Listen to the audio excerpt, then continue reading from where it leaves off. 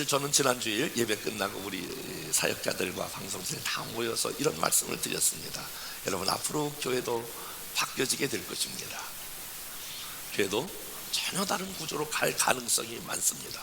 복음이라고 하는 내용은 다르지만 복음을 담고 있는 문화는 상당한 부분의 변화가 올 것입니다.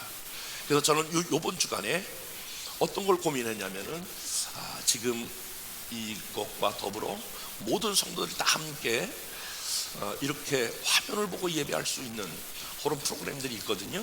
그런 것을 어떻게 할 것인가 라고 하는 것을 고민해 보았습니다. 시대의 흐름을 알아야 하고 현 상황의 흐름을 알아야 하고 더 중요한 것은 나 자신을 알아야 합니다. 내가 누구인지,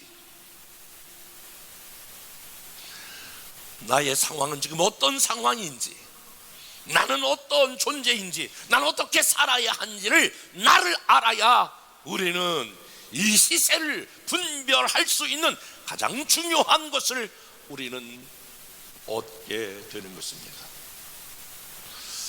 사실 역사적으로 이렇게 보면 하나님이 한 개인의 연약함과 부족함을 드러나게 할 때가 있어요.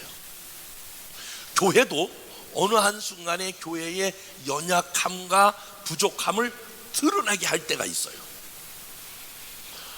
어떤 순간에는 한 나라와 한 역사 가운데에 이 부족함과 연약함을 까발리는 경우가 있어요. 하나님이 내가 죄를 지금 저의 연약함을 내가 드러내야 되겠다, 더 표현을 직설적으로 말하면 저의 민낯을 보여줘야 되겠다. 하나님이 한번 누구든지 그렇게 까기 시작하면 아무도 거기서 자유로울 사람이 없어요. 근데 하나님은 사람들에 대해서, 한 공동체에 대해서, 한 역사 가운데 그와 같은 완전히 연약함을 드러내게 할 때가 있어요. 그때 우리는 아우성칩니다. 내가 감추고 싶었던 부분들, 내가 숨기고 싶었던 이 부분들이 드러나는 거예요. 그럼 막 당황해서 어쩔 줄 몰라. 여러분들은 여러분의 민낯이 드러났을 때가 있었습니까? 하나님께서 민낯이 드러나게 할 때가 있다라고 하는 거예요. 그 잘 나가던 베드로, 예수님의 최측근인 베드로, 그리고 예수님을 가장 뜨겁게 사랑했던 그 베드로도 3번씩이나 주님을 부인하고 닭이 울 때에 왜 그렇게 통곡했을까? 자기의 민낯을 들여다보면서 내가 이 정도밖에 되지 않는구나, 내가 주님을 따라다니는 최고의 제자인데 이 정도밖에 되지 않는구나, 그러면서 통곡하지 않았을까요? 여러분, 성경에 잘 아는 대로 구약에 다윗이라고 하는 왕이 나오지 않습니까? 여러분, 다윗이 왕이 되었을 때에 얼마나 나라를 잘 다스렸나요? 얼마나 많은 그런 통치 기술로 인하여 정말 통일 왕국의 시대를 이룰 만큼 다윗의 시대가 번성했습니다. 그때에 번성할 때에 죄가 찾아왔습니다. 우리 하나의 밧세바를 범하기 시작했고 살인죄, 여러 가지 죄를 한꺼번에 저질렀습니다. 그때에 나단 선지자가 나아가서 오늘 다윗의 죄를 오늘 지적합니다. 당신이 한 나라의 왕으로서 하나밖에 없는 양을 기르는 양을 어떻게 그렇게 잡아서 손님을 대접할 수 있습니까? 이것을 비유로 말했지만 다윗은 그 모습, 자기의 밑바닥에 있는 것들이 까발려지면서 그때에 다윗의 그런 권세로 말하면 일개의 하나의 나단, 무명의 선지자, 그것도 유명한 선지자가 아니라 나단의 선지자를 한목에 칠 수 있었지만은 그는 하나님 앞에 엎드려 회개합니다. 그 나단의 일개의 종의, 지금의 말한 목사님 이야기를 듣고 청와대에서 마침 무릎을 꿇고 회개하는 것처럼 나단이 하나님 앞에 자기의 죄를 회개하게 됩니다. 지금 저는 코로나19가 우연이 아니라고 생각을 하고 이 코로나19에 우리의 신앙의 민낯을 지금 드러내고 있지 않을까, 그런 생각을 해봅니다. 사랑하는 여러분, 코로나19를 통하여 하나님은 저와 여러분들의 신앙의 민낯을 지금 드러내고 있는 것이 아닐까.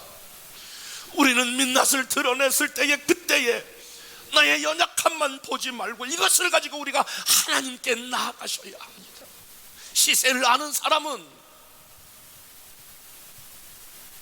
이 시대를 분별하는 사람들은 자기의 무기력함을 깨닫고 자기의 무능력한 것을 깨닫고 내 민낯을 바라보면서 안타까워하는 것뿐만이 아니라 이 문제를 가지고 우리가 하나님 앞에 나아가셔야 합니다.